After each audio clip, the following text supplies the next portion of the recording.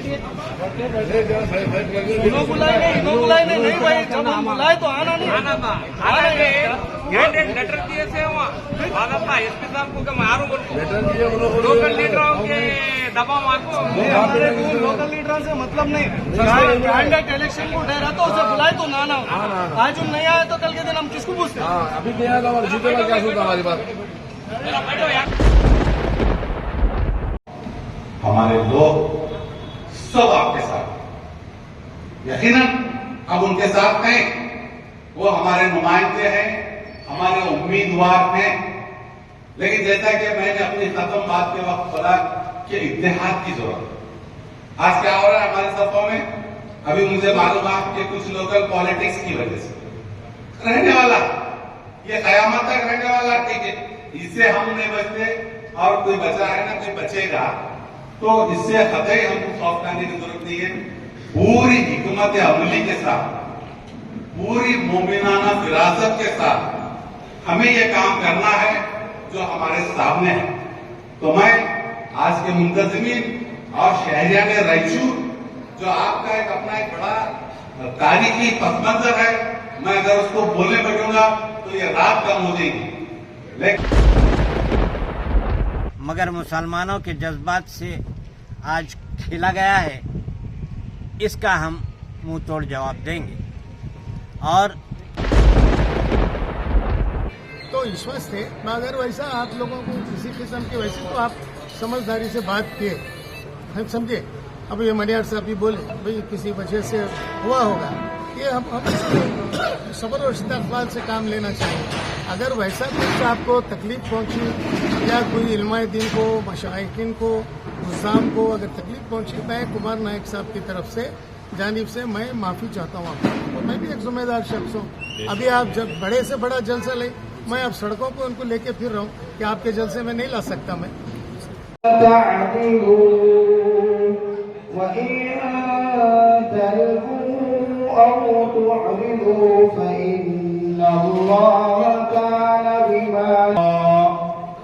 बिस्मिल्लाहिर्रहमानिर्रहीम। या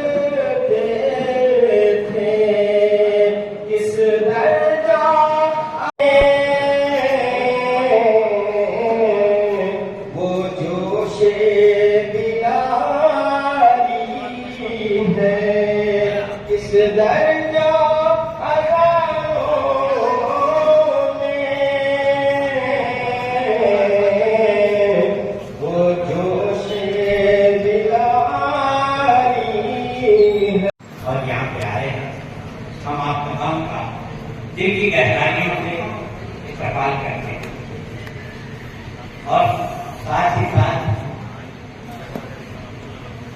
सेंट्रल मुस्लिम एसोसिएशन की जानिब से सदर जलसा जनाब सैयद अशरफ रज़ा साहब मेरी सजादा नसीब रायचूर का मैं दिल की गहराइयों से इस्तेमाल करता हूँ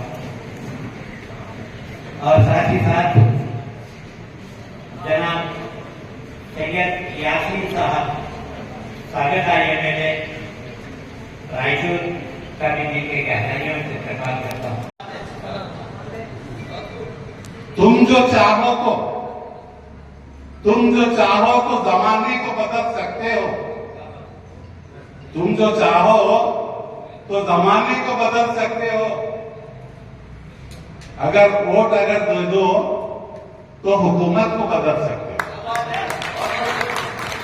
कर्नाटक असेंबली इंतखाबात के बाद राजस्थान, गुजरात, मध्य प्रदेश और दिल्ली वगैरह के मेरे दौरे हुए।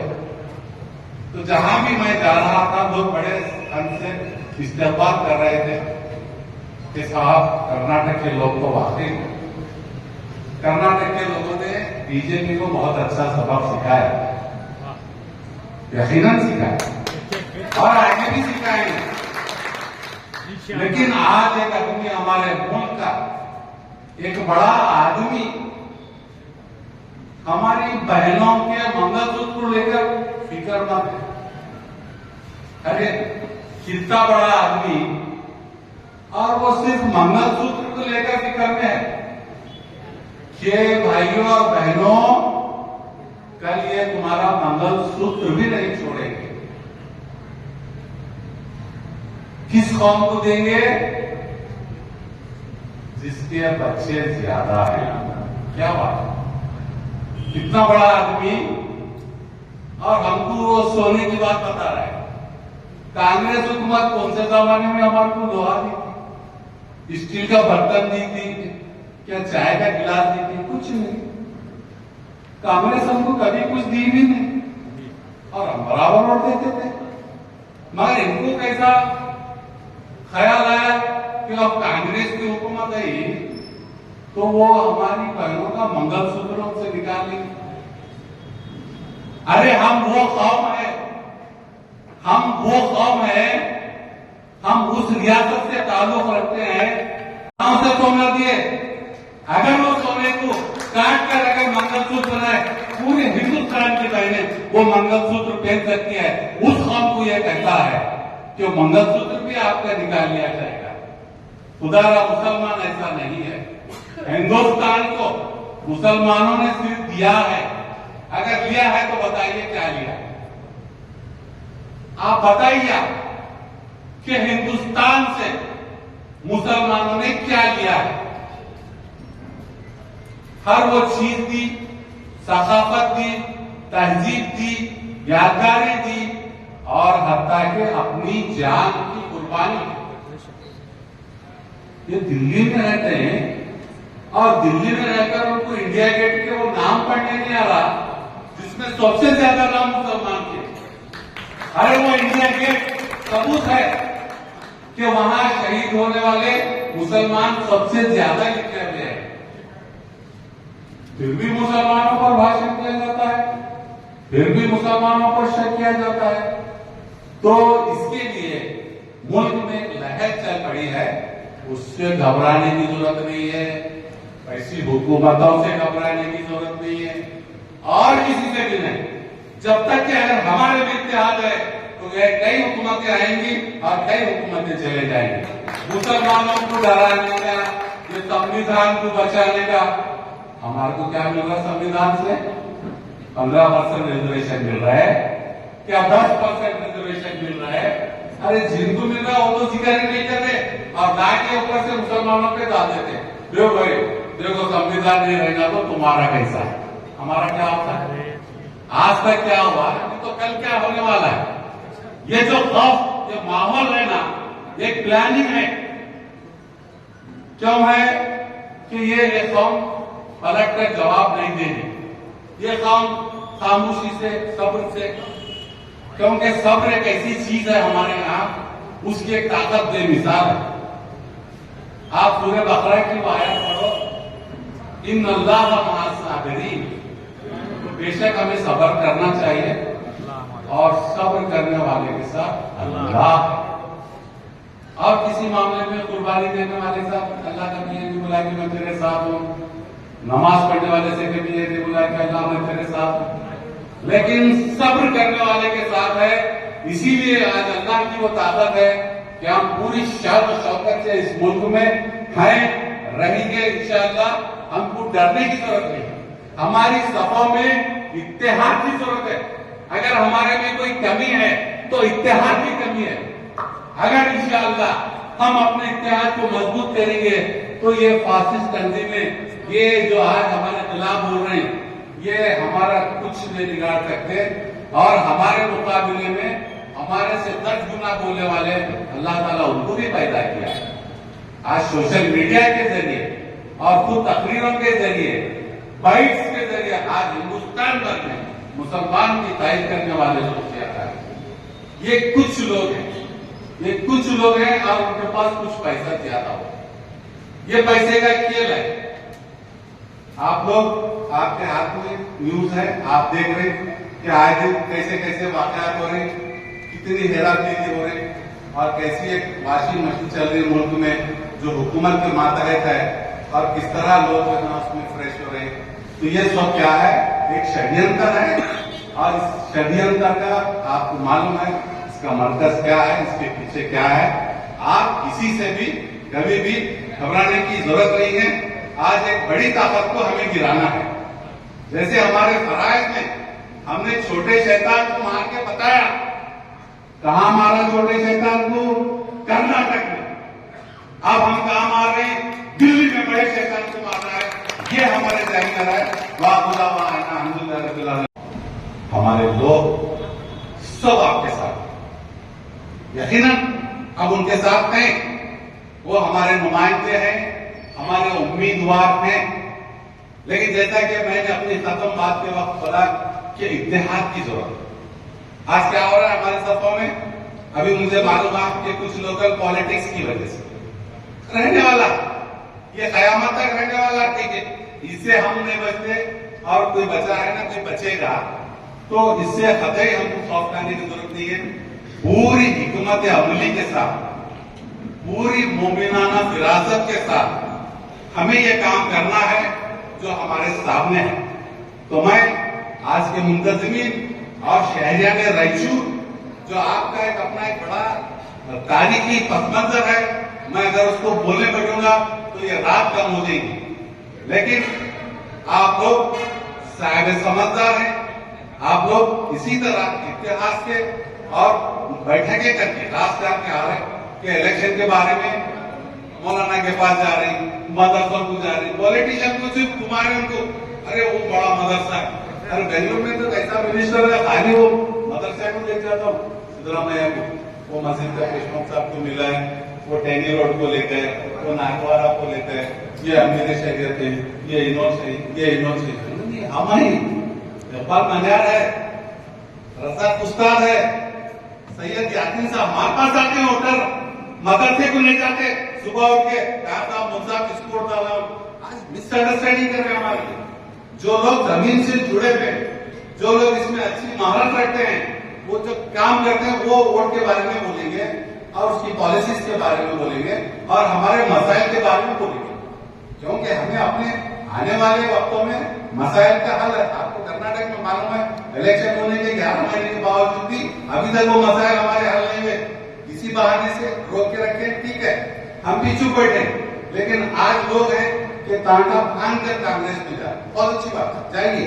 लेकिन कांग्रेस वाले क्या करते हैं, एक शेल्टर में रखते हैं आप, अंदर नहीं घर में नहीं, वहां शेल्टर डालते, शेल्टर में रखते हैं, वहां हेरिडिटी से आता है, आपका वोट होना है, आपको इस्तेमाल करना है, करेंगे। अब हमारे सामने एक अलग चैलेंज है, हमारे पास कोई ऑप्शन नहीं। तो ऐसी चंद बातें मैं आपको इसलिए बताना चाह रहा हूं कि आप होशियार हो जाए, यानी आपका वोट तो लिया जाएगा, उसके बाद आपके साथ कौन ठहरेंगे, हम ठहरेंगे, ये डैश पर बैठने वाले ठहरेंगे, ये नीचे जो ठहरे हुए लोग हैं, इंशाअल्लाह हम पूरी मजबूती के साथ, और हमारा फर्ज है हुकूमतें बनाना और उसे अपने मुतालबात को मनवाना, और जो सहूलतें आज हमको मिल रही है अल्हम्दुलिल्लाह मिल रही है, इससे मिलने की कोई बड़ी बात नहीं।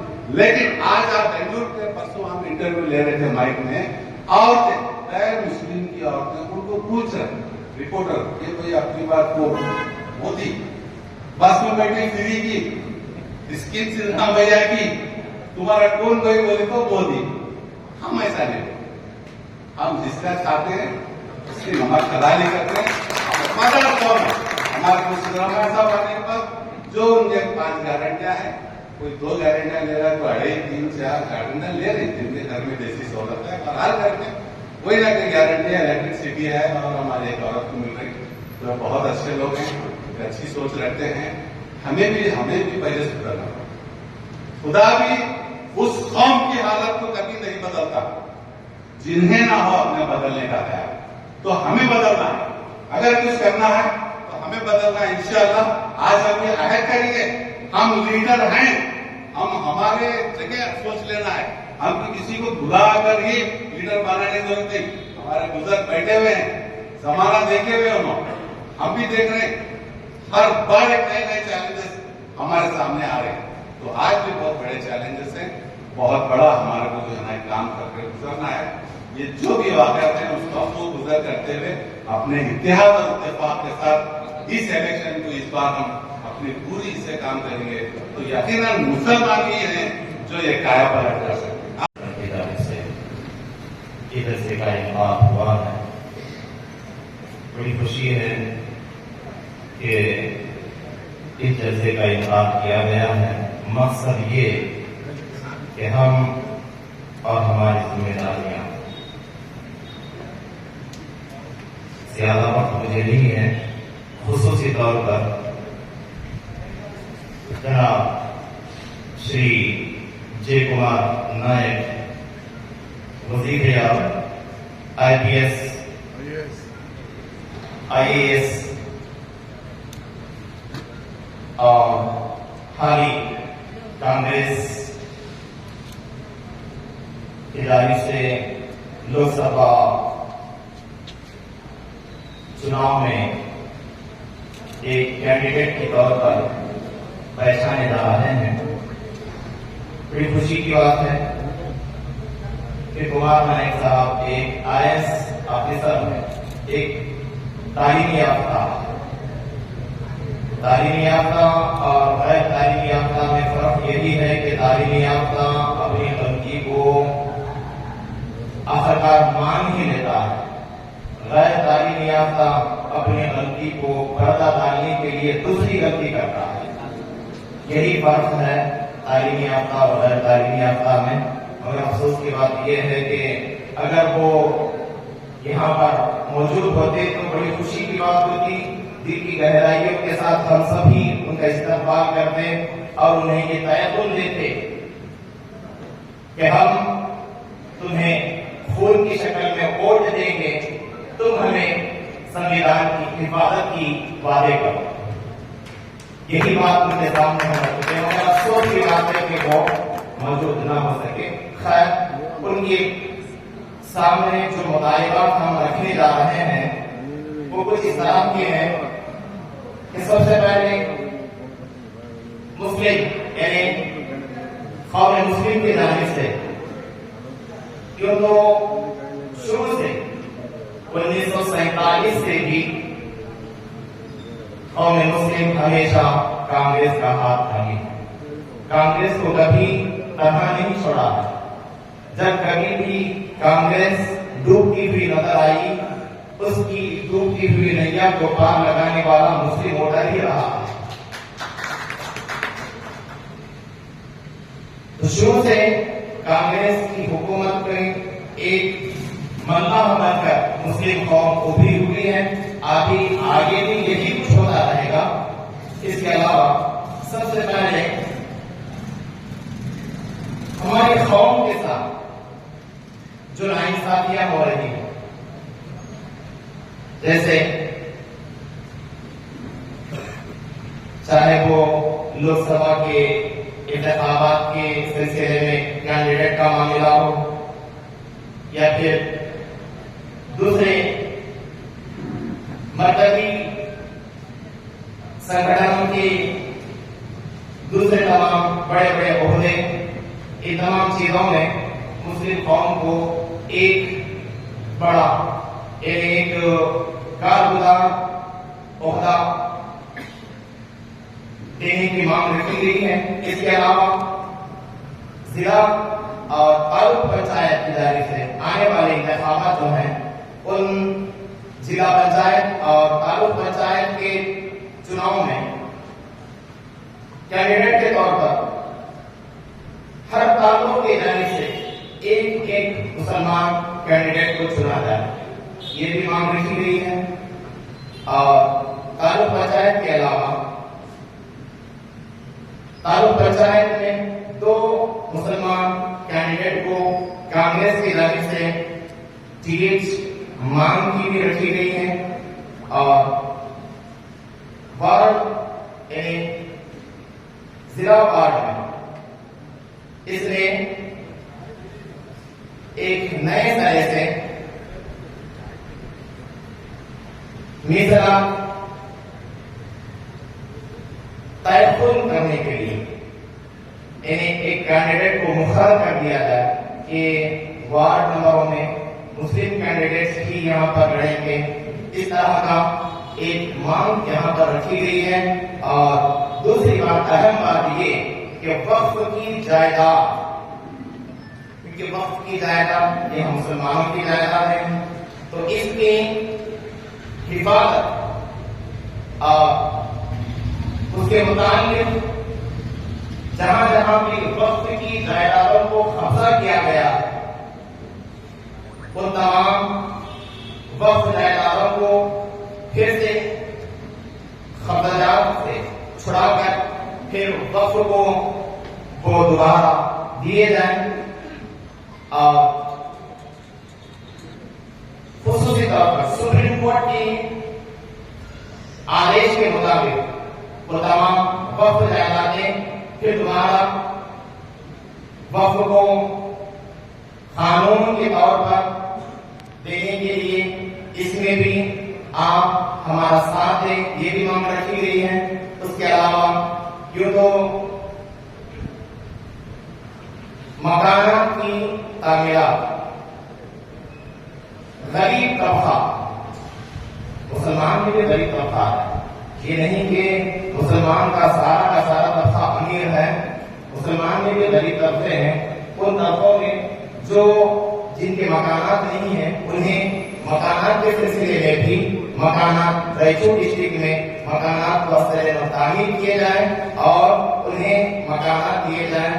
और इसके अलावा मकानात की मंजूरी के अलावा तालीमात के सिलसिले में, क्योंकि आज मुसलमान को एक तरह से तालीम में कमजोर बताया जा रहा है। अल्हम्दुलिल्लाह कमजोर नहीं है, लेकिन यहाँ ये और बात है कि जो बड़ी बड़ी तालीमात हैं, फिर अल्हम्दुलिल्लाह द हिंदू और दूसरे पेपर न्यूज के मुताबिक 2023 और 2024 में यूपीएससी एग्जाम में 70% मुसलमान कामयाबी हासिल किए हैं, जिसमें 14% मुसलमान 100 नंबर की रैंकिंग में आए हुए हैं। अल्हम्दुलिल्लाह तो ये मुसलमान तालीम में अब उभरता हुआ नजर आ रहा है, लेकिन इसे तालीम में उभरने के लिए माशी सतह पर भी इसे जरूरत है कि मजबूत करें। माशी सतह इतना कमजोर है कि बड़ी बड़ी तालीमात मुसलमान हासिल नहीं कर सकता,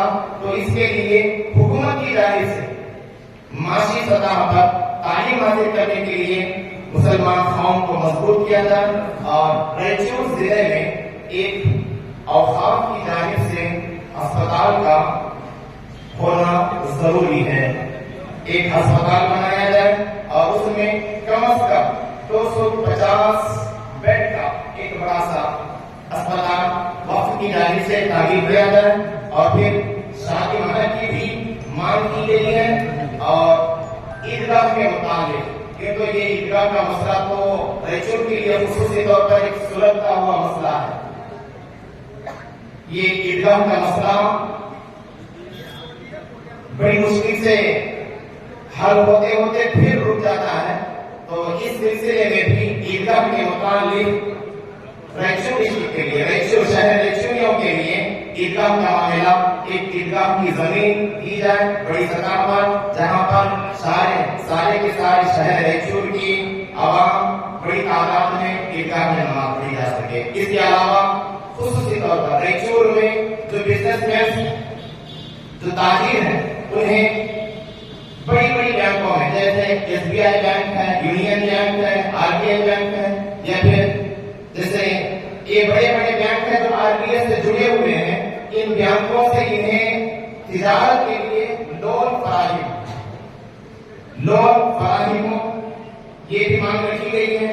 और दूसरी बात ये कि कर्नाटक के उन तमाम आइमा और मौक़िईन को जो एजाजी तौर पर रस्म की जा रही है, माहाना 4,000, 3,000, इसको 4,000, 3,000 नहीं बल्कि जैसे दूसरे स्टेटों में कई स्टेट में 15,000 दिए जा रहे हैं, कई स्टेट में 10,000 दिए जा रहे हैं।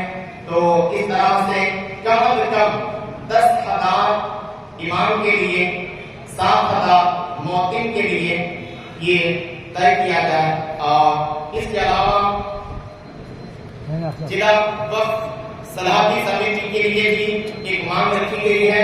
ये तमाम मांगे कन्नड़ में है, जो जिस तरह से मुमकिन हो उसको मैंने उर्दू में आप हजरात के सामने पढ़ा है। वो जो चीजें लिखी है उसी को मैंने पढ़ा है, कोई दूसरी बात नहीं है। तो ये तारीखों के साथ उम्मीद रखते हैं कि हमारे जो एमपी कैंडिडेट हैं इंशाअल्लाह हम उन्हें वोट देंगे। वोट नहीं बल्कि हमारा अपना खून है, सही मानो में अपना खून है। अरे हम कौम को बढ़ाया जा रहा है। ओ भाई सवाल करो, करने वाले कई को मर गए क्या मुसलमान? बैठिए प्लीज, थोड़ा 5 मिनट बैठिए। इन्हों बुलाए नहीं भाई, जब हम बुलाए तो आना नहीं। आना था, कैंडिडेट लेटर दिए थे वहाँ बादल था एसपी साहब को कि मैं आ रहा हूँ, लेटर दिए उन लोगों लोकल लीडरों के दबाव आपको हमारे लोकल लीडर से मतलब नहीं। कैंडिडेट इलेक्शन को ठहरा तो उसे बुलाए तो ना आज हम नहीं आए तो कल के दिन हम किसको पूछते? अभी नहीं आया तो जीतेगा क्या होता हमारी बात। साहब आप एक साबिका एमएलए हैं, आप जो है ना यहाँ पे हाजिर हुए और आप जो है ना जी कुमार नायक साहब को लेकर पूरे रायचूर में आप एक मुहिम चलाए और लेके गए। मगर आज इतना बड़ा जलसा मुसलमानों का होने के बावजूद भी आज लोकसभा कैंडिडेट जी कुमार नायक साहब जो गैर हाजिर रहे, ये मुसलमानों को बहुत बड़ी कोत पहुंची। आप एक कायद होने के नाते आप क्या कहना चाहते हैं? सुनिए, मुस्लिम का मैं शुक्रगुजार हूँ हम सब सारे मुसलमानों की तरफ से कि जलसा यहाँ पर मुनक़िद किया और उनके तमाम जो तशवीश चीज़ें और बहुत सारे उनके डिमांड्स थे वो तमाम आज रखने के लिए बुलाए गए। और मैं चूँकि सिर्फ डिस्ट्रिक्ट का रायचूर का लीडर नहीं, स्टेट का लीडर हूँ और as a state leader Gulbarga, Bidar, Raichur और भी कई मुकामात को मैं फिर रहा हूँ। और मेरे को इत्तला अभी मिली कि जो जलसे हैं ये उसको एक शहर का आदमी, एक एक्सएमएल या तो शालम एक डिफिटेड कैंडिडेट है, अब उसको पूछ के करना था या तो मेरे को पूछ के करना था। जो जिम्मेदार लोग हैं तो आप शालम को पूछ सकते थे, वो डिफिटेड कैंडिडेट है हमारा पार्टी का। मैं एक्सएमएलए हूँ, सीनियर हूँ, अब मेरे को पूछना था या शालम को पूछना था या कुछ भी हो, पूछ कर अब मुनक़िद करना था। खैर जो भी किया, बहरहाल ये माइनॉरिटी की मीटिंग थी, ये कौन बुला रहा है, क्या बुला रहा है, वो मैंने नहीं देखा। भाई एक माइनॉरिटी की मीटिंग है, मैं आपका आदमी हूँ, आप मेरे आदमी हैं, मैं आ गया और स्टेट में मैं बैठ गया, समझे। अब मैं आप किसी लीडर्स को ब्लेम मत कीजिए, ये इलेक्शन है, ये कॉन्स्टिट्यूंसी इतनी बड़ी है, 8 असेंबली होते हैं, एक असेंबली में 200 विलेजेस होते हैं, 140 विलेजेस होते हैं, समझे। तो कितने हुए, कितने जगह जाना पड़ता है कैंडिडेट्स को, हम लोगों को, चाहे वसंत साहब हो, चाहे कोई भी हो।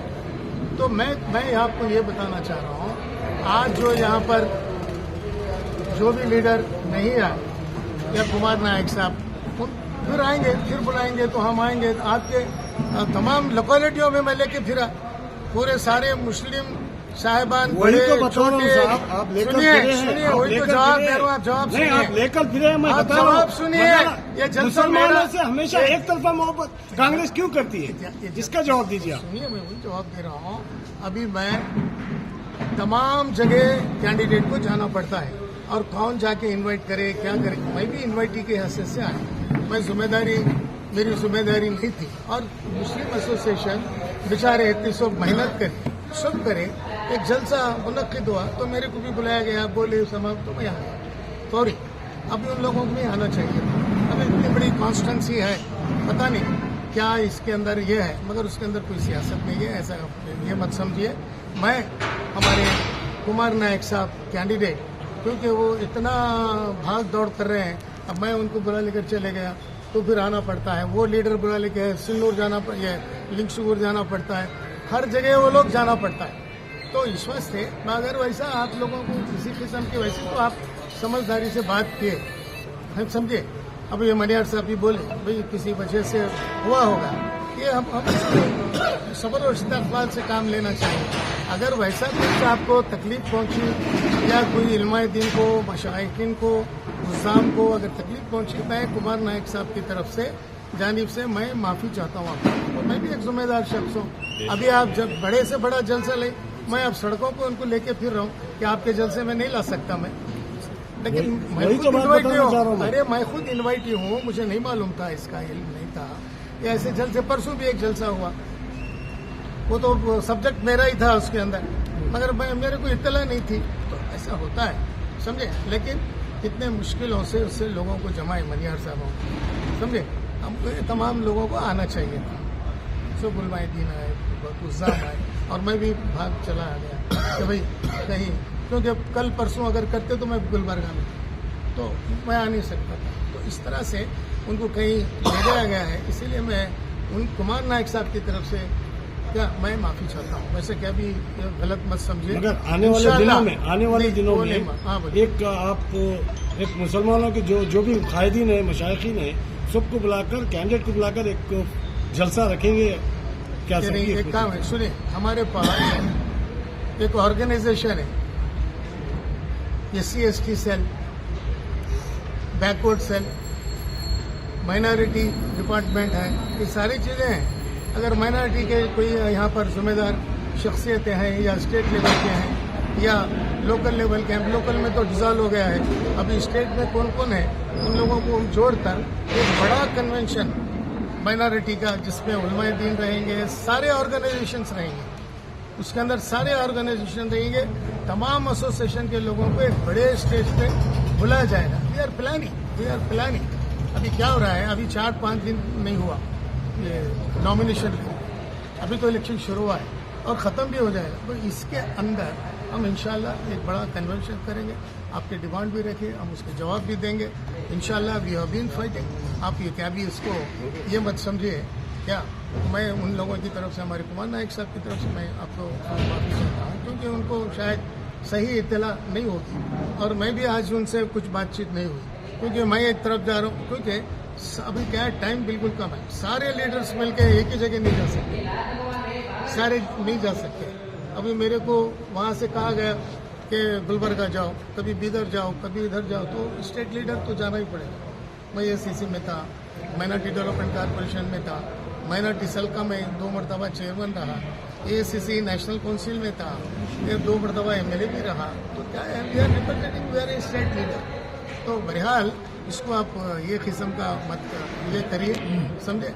अब ये 2-3 तकरीर के अंदर सारा मवाद आप लोगों को पहुंचा। अभी आपको क्या करना चाहिए, एक बड़ा कन्वेंशन बुलाकर, अभी नहीं, ये तो खैर इलेक्शन का है, इलेक्शन के बाद अगर वाकई आप लोगों की बेचैनी दूर करना है, तो यासीन साहब आप 10 साल थे, आप 10 साल में माइनॉरिटी के लिए क्या करें, तालीम के लिए क्या करें, एजुकेशन के लिए क्या करें, कौम और मिल्लत के लिए क्या करें, शादी खानियों के लिए, अरबी मदरसों के लिए, मसाजिद के लिए, औकाफ के लिए। अब ये आप मेरे को पूछे, अभी वो कल औकाफ का चेयरमैन भी आ रहा है, यहाँ भी एक्स चेयरमैन है, इन लोगों को भी बैठा के पूछे आप औकाफ के लिए क्या करें और कितना कौम और मिल्लत के लिए फ़ायदा पहुँचा है, वो लोग बोलेंगे। अब उसको ज़्यादा ऑफेंस लेने की ज़रूरत नहीं। और मैं एक बात बताता हूँ, अभी हम हमारे तकारीर में इतनी इनसिक्योरिटी बता रहे हैं हम लोग, ये मैं समझता हूँ हमारा कंट्री एक डेमोक्रेटिक कंट्री है, इसमें हमारे को सेंस ऑफ इनसिक्योरिटी को, ना तो मेजर कम्युनिटी को सेंस ऑफ इनसिक्योरिटी की ज़रूरत नहीं है, ना तो वीकर सेक्शन को है, ना तो माइनॉरिटी को है, ना तो बैकवर्ड कम्युनिटी को है, ना तो SC/ST को है, समझे। और किसी को नहीं है, किसी को नहीं है, समझे। ये चुप खामखा इनसिक्योरिटी इलेक्शन में देने की जरूरत नहीं। बिल्कुल इलेक्शन पूरे ऑल इंडिया लेवल में इधर उधर कहीं कॉन्फ्लिक्ट पॉलिटिकल होता है, वो सही दिल से नहीं होता है, सिर्फ सियासी होता है, वो वहीं कोने में होता है, वहीं खत्म होता है। ऐसा नहीं कि सारे देश में ऐसा होगा वैसा होगा, कहीं भी कुछ नहीं होगा, कहीं भी कुछ नहीं होगा। आप सवाल ही नहीं पैदा होता इसका। आराम से अब इलेक्शन करिए, आराम से गवर्नमेंट फॉर्म करिए, जो भी गवर्नमेंट आई उससे हम लड़के हम काम करें। कैपेसिटी कांग्रेस आओ तो कांग्रेस से भी हम लड़के लेंगे, मना के लेंगे। और खैर अभी देखो मैं बीजेपी के इसमें भी था, दौर में भी था, कांग्रेस के दौर में भी मैं एमएलए रहा। वो जितना मैं इसमें काम किया मैं बीजेपी के इसमें भी काम किया, क्योंकि वी आर इलेक्टेड रिप्रेजेंटेटिव। जो इलेक्टेड रिप्रेजेंटेटिव जो होते हैं, जब मैं इलेक्टेड रिप्रेजेंटेटिव था, मेरे को बाकी के साथ मैं बीजेपी के साथ भी लड़के काम लिया, मैं कांग्रेस से हमारी पार्टी से भी हम लड़के काम लिया, क्योंकि ये डिपेंड अपॉन दी ये डेमोक्रेसी है, आपका एक राइट है, चाहे कोई गवर्नमेंट हो चाहे कोई भी हो। इसलिए मैं हाथ जोड़कर आप लोगों को ये कहता हूँ सब्र और इस्तेक़लाल से आप मैक्सिमम पोलिंग कराने की कोशिश करिए। अगर आप मैक्सिमम पोलिंग कराएंगे तो आप हमारे पर एहसान बता सकते हैं। देखो यासीन साहब, पहले 50% हुई थी, 40% हुई थी, अब हम 60% पोलिंग करके बताए हैं, 70 करेंगे तो आप हम लोगों को ऑब्लिगेशन में ले सकते हैं। आपकी कम्युनिटी कोई भी कम्युनिटी हो, क्योंकि हमारा फर्ज है, कॉन्स्टिट्यूशनल राइट है आपको जाना और वोट देना। खासकर मस्तूरात को आप परमिशन दीजिए, क्योंकि मर्द आदमी जब तक परमिशन औरत को नहीं देंगे, औरत पर्दा सिस्टम है, ये है, बहुत सारी चीजें हैं हर कम्युनिटी में हिजाब है।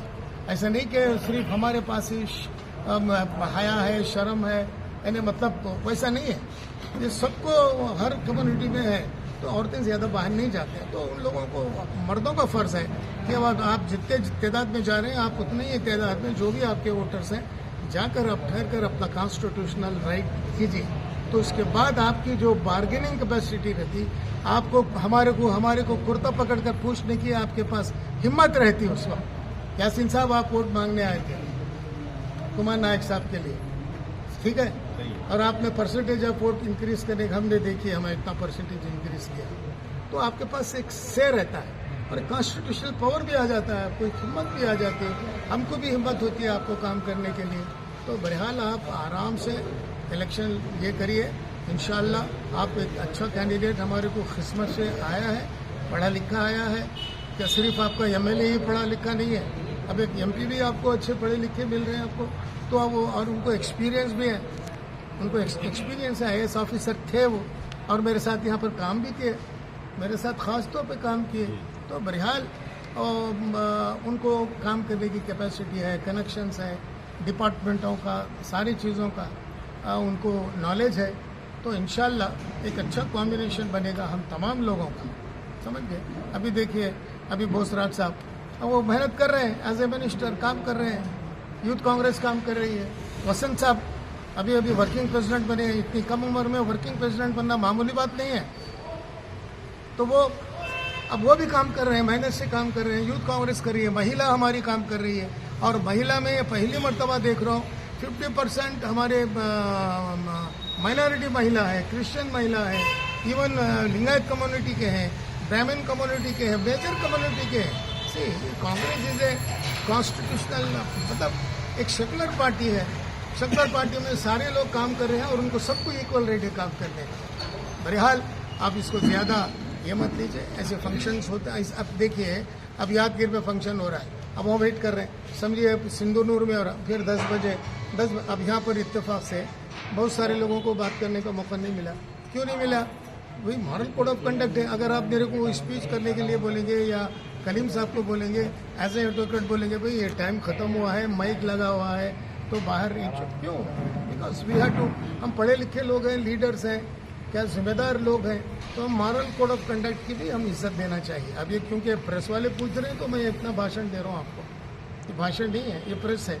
ये रात के 12 बजे भी आके मेरे को ले सकते, रेलवे स्टेशन में भी ले सकते, नहीं प्रेस मीट भी नहीं है ये, जस्ट मेरे को यहाँ पर इत्तेफाक से आप लोगों को मिला हूँ और आप मेरा प्रेस ले रहे हैं। तो बहरहाल आपको हाथ जोड़कर कहूँगा कि हम तमाम की तरफ से, हम तमाम लीडर्स, अभी देखिए अब हमारे दद्दल साहब काम कर रहे हैं,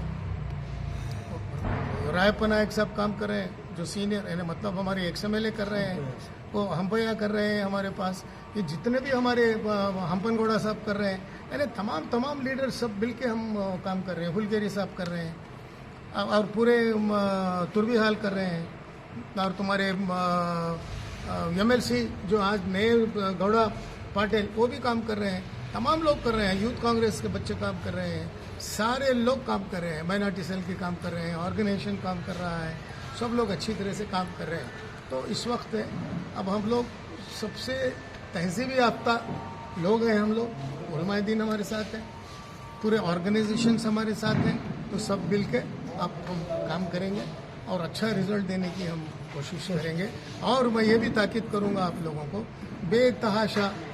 बेतहाशा अपोजिशन को हो या किसी को हो और किसी रिप्रेजेंटेटिव को हो, किसी किस्म का अनपार्लियामेंट्री वर्ड्स ना इस्तेमाल करें, चाहे वो बीजेपी के लीडर हो, चाहे बीजेपी के प्राइम मिनिस्टर हो, चाहे हमारे प्राइम मिनिस्टर हो, चाहे हमारे अध्यक्ष हो, चाहे उनके अध्यक्ष हो, तो किसी किस्म का अनपार्लियामेंट्री वर्ड्स इस्तेमाल मत करिए, हंसी मजाक किसी का मत करिए, बिल्कुल डिग्निफाइड तरीके से आप काम करिए, क्योंकि सब लोगों के पास एक कॉन्स्टिट्यूशनल पावर होता है। उनका जब कॉन्स्टिट्यूशनल उनका पावर होता है, अगर आप उनको हम हंसी मजाक उड़ाएंगे उनके ऊपर, तो what message we are giving? What message we are giving? We have to respect everyone. We have to respect everyone.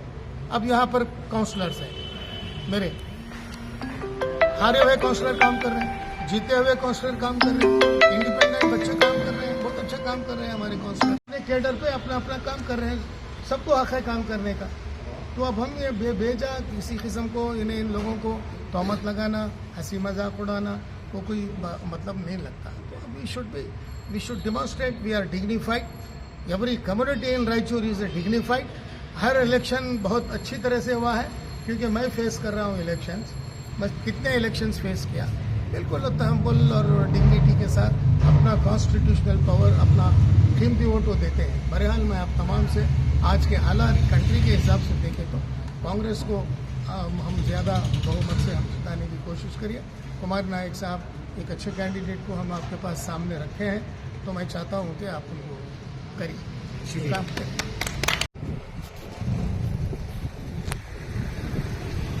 अल्हम्दुलिल्लाह, आज सेंट्रल मुस्लिम एसोसिएशन की जानिब से लोकसभा इलेक्शन के ताल्लुक से एक प्रोग्राम रखा गया था, जिसमें हमने उम्मीदवार जनाब कुमार नायक साहब को भी बुलाया था और डिस्ट्रिक्ट प्रेसिडेंट को भी बुलाया था कांग्रेस को, और इसी के साथ working president Karnataka state Congress को भी शुरू किया गया था। मगर कुछ मुकामी सियासतदानों के बहकावे में आकर, दबाव में आकर उम्मीदवार को हमारे प्रोग्राम में शिरकत करने से रोका गया। हम तमाम हाजिरीन का दिल की गहराइयों से सेंट्रल मुस्लिम एसोसिएशन की जानिब से शुक्रिया अदा करते हैं, और मैं हमारे साथियों को भी मैं शुक्रिया अदा करता हूं। मगर मुसलमानों के जज्बात से आज खेला गया है, इसका हम मुंह तोड़ जवाब देंगे, और अवाम से हम गुजारिश करते हैं कि मजबूरी हमारी यह है कि फाशिस्ट ताकतों को रोकने के लिए कांग्रेस की उम्मीदवार को जिताना है, और कसरत से वोट करके हम कांग्रेस के उम्मीदवार को जिताएंगे, ये हम वादा करते हैं। अल्लाह हमें अच्छी तौफीक दे। कांग्रेस को